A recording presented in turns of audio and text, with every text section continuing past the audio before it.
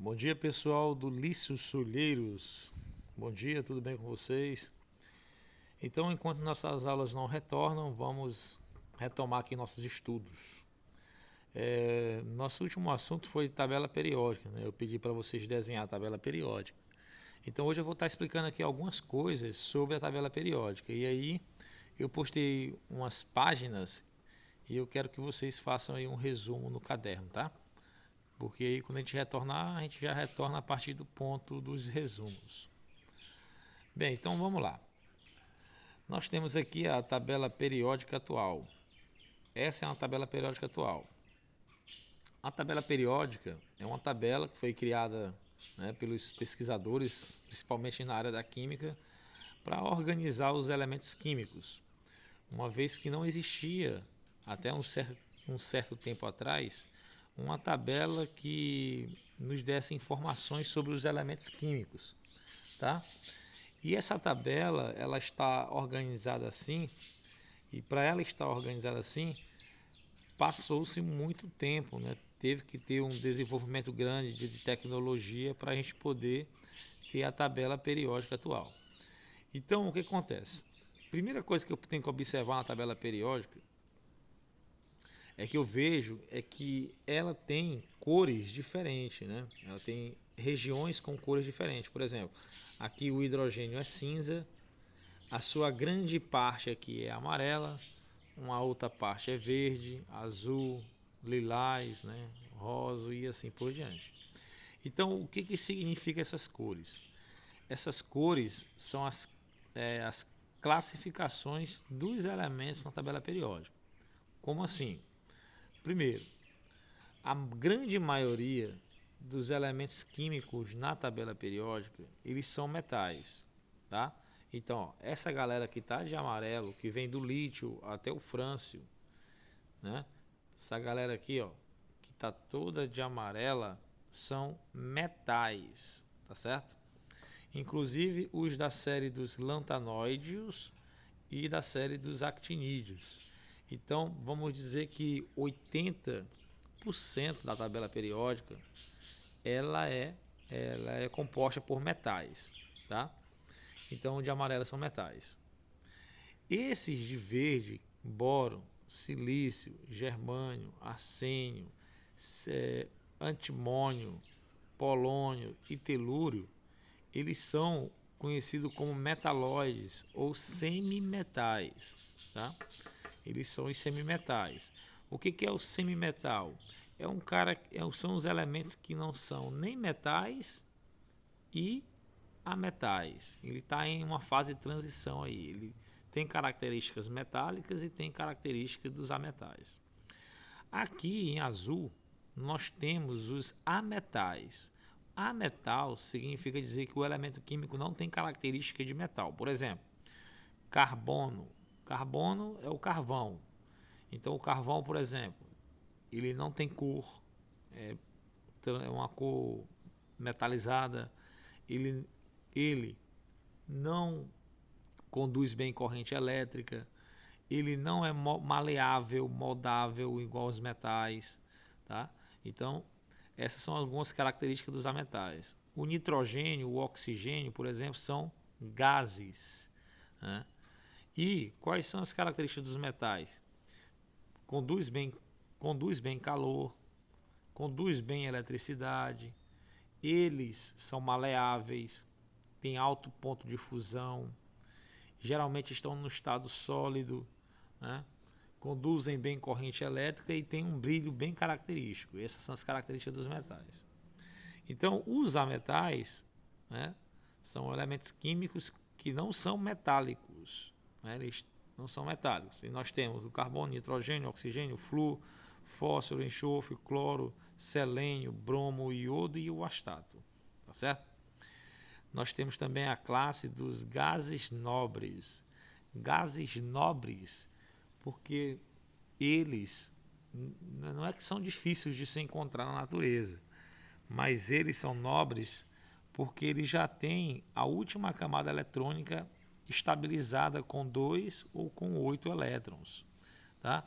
Então, quando um elemento químico ele já é estável com 8 elétrons ou com 2, no caso do hélio, nós chamamos eles de gases nobres, porque eles não precisam reagir com nenhum outro elemento químico aqui para formar uma ligação estável. Tá certo? A gente vai aprender isso aí nas aulas que virão em ligação iônica e covalente. Tá? Então, bora lá. Nós temos os metais, nós temos os semimetais, os ametais, que são não metais, os gases nobres e o hidrogênio. O hidrogênio, veja que ele está com a corzinha cinza. É porque o hidrogênio é um elemento de características únicas. Somente o hidrogênio no universo tem um próton, né, no núcleo. Ele é pequeno, ele é o menor elemento químico que tem, porém ele é poderosíssimo. Para você ter uma ideia, é ele que gera luz e calor vindo do Sol, ou seja, o Sol é feito de hidrogênio, tá? Ok? Então vamos continuar. Na sua tabela periódica tem algo que é muito importante para você entender. Ela foi criada, né, desenvolvida a princípio por Mendeleev, pelo professor Mendeleev, em ordem crescente de massa atômica. Mas a tabela periódica atual, ela foi desenvolvida graças aos experimentos do professor Rutherford com a descoberta dos prótons no núcleo, né? E aí, com o avanço da tecnologia, hoje a tabela periódica ela é organizada em ordem crescente de número atômico. Então, anote essa informação no seu caderno. A tabela periódica dos elementos é organizado em ordem crescente de número atômico. Como assim? Então, o número atômico é esse cara aqui, ó, número 1. O hidrogênio tem número atômico igual a 1. O número atômico é o número de identidade do elemento químico.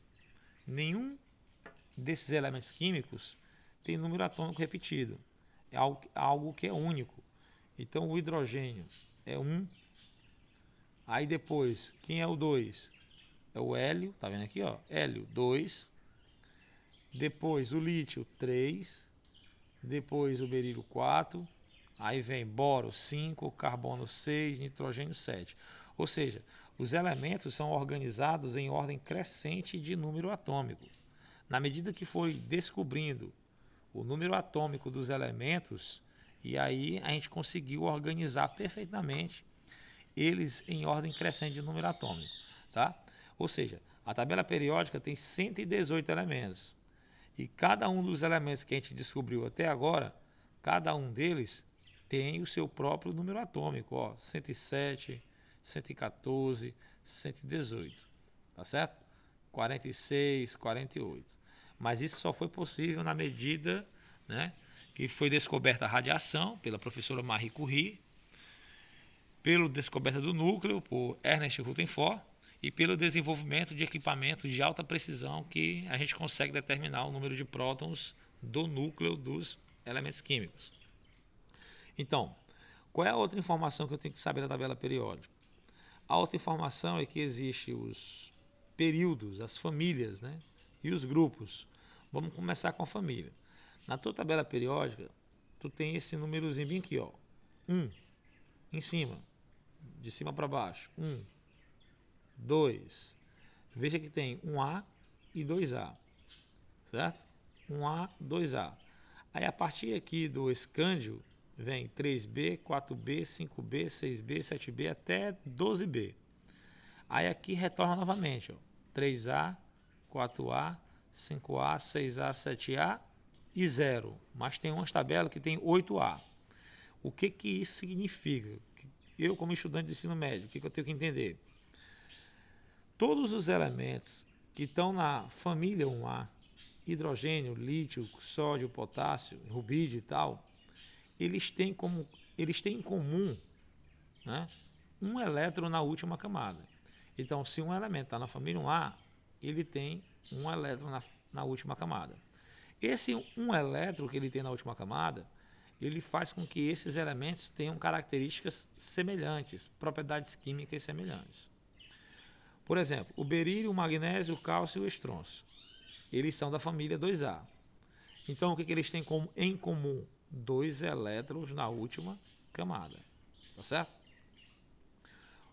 Aqui, o que eles têm em comum? Eles têm em comum o mesmo número de elétrons na última camada. Só que na família do B, eu vou deixar para uma próxima aula, porque eu tenho que fazer a distribuição e mostrar para vocês, tá certo? Mas, ó, vamos lá. Na família 1A, 1 elétron na última camada. 2A, 2 elétrons na última camada. 3A, boro, alumínio, galho, índio, tálio e oúntrio, eles têm 3 elétrons na última camada. 4A, 4 elétrons na última camada. 5A, 5 elétrons na última camada. A família do 0A ou 8A, eles têm 8 elétrons na última camada. Essa informação que eu estou passando para vocês é uma das informações mais importantes que você tem que saber, né? Que é o porquê que esses elementos estão na mesma família. Tá? Existem também os grupos. Por exemplo, o hidrogênio é o primeiro, então é porque ele só tem a camada K.